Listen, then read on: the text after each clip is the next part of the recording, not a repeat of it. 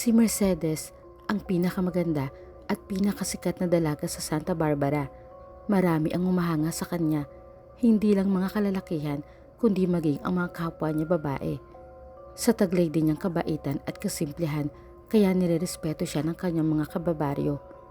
Hanggang isang gabi, sa kalagitnaan ng pagrampa niya sa isang beauty contest na bahagi ng piyesta, ay bigla na lang nagdilim ang paningin niya at agad bumagsak. Isinugod sa ospital, ngunit idineklarang wala ng buhay. Sa edad na 24 ay pumanaw si Mercedes. Hindi matanggap ni Aling Sabina ang nangyari sa anak. Isang luma at sira ng baul ang hinila niya mula sa ilalim ng papag. Hinipa ng alikabok sa ibabaw, pinahid ng kamay ang luhang pumatak doon.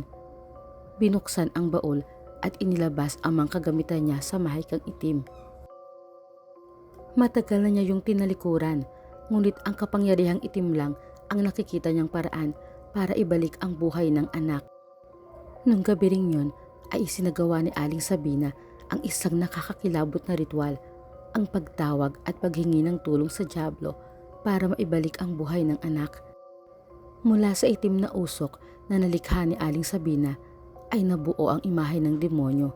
Lumabas iyon sa bintana, dumiretso sa sementeryo, pumasok sa hukay kung saan nakahimlay si Mercedes.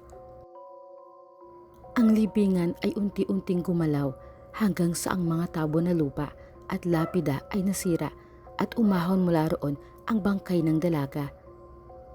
Pinagpagan ang sarili at naglakad ng tila walang anuman pauwi sa kanilang bahay. Sa bahay ni Aling Sabina, itinulak ng malakas na hangin ang pinto at bumungad doon si Mercedes. Niyakap agad siya ng ina, pinalikuan, binihisa ng pambahay at sinuklayan ni Aling Sabina ang nagbalik na anak. Ganun na lang ang panghilakbot ng mga taga-baryo nang muling makita si Mercedes na naglalakad.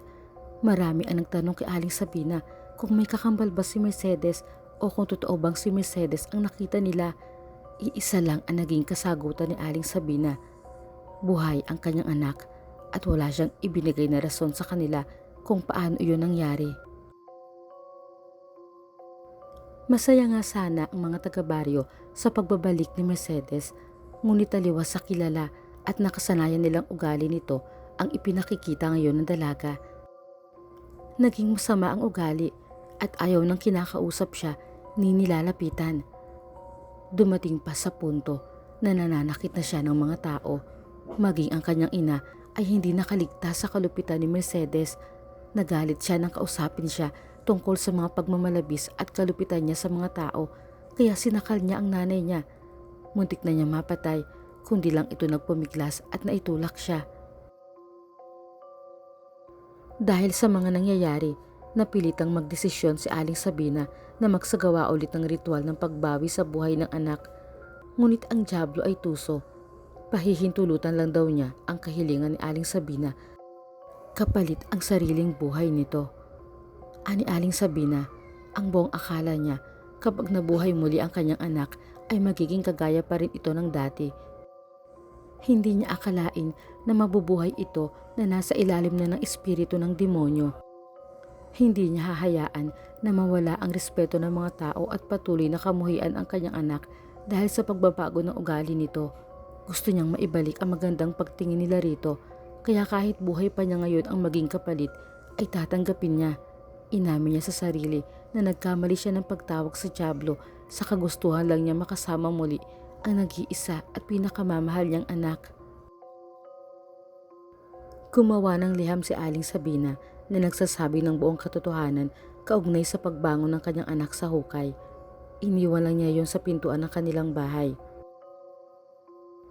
Bago isagawa ang ritual na magbabalik kay Mercedes sa hukay, sa huling pagkakataon ay niyakap ni Aling Sabina ang anak at hinagkan sa noo bilang pamamaalam. Humingi rin siya ng tawad dito dahil hindi na niya dapat kinambala ang pananahimik nito sa kabilang buhay.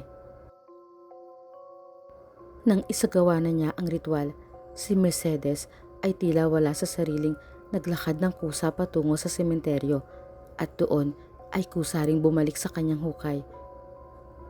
Mula sa nahimlay na dalaga ay lumabas ang itim na usok na may imahe ng demonyo. Tumiretso sa bahay ni Aling Sabina upang doon naman sana pumasok para kuhanin ang kaluluwa nito. Ngunit gano'n na lang ang pagkadismaya ng demonyo nang makitang inunahan na siya ng matanda. Ito na mismo ang nagwakas ng sariling buhay na may hawak pang rosaryo, tanda ng paghingi ng tawad at pagbabalik loob sa Panginoong Diyos. Walang nagawa ang demonyo kundi ang isigaw ang kanyang pagkatalo dahil naisahan siya ni Aling Sabina.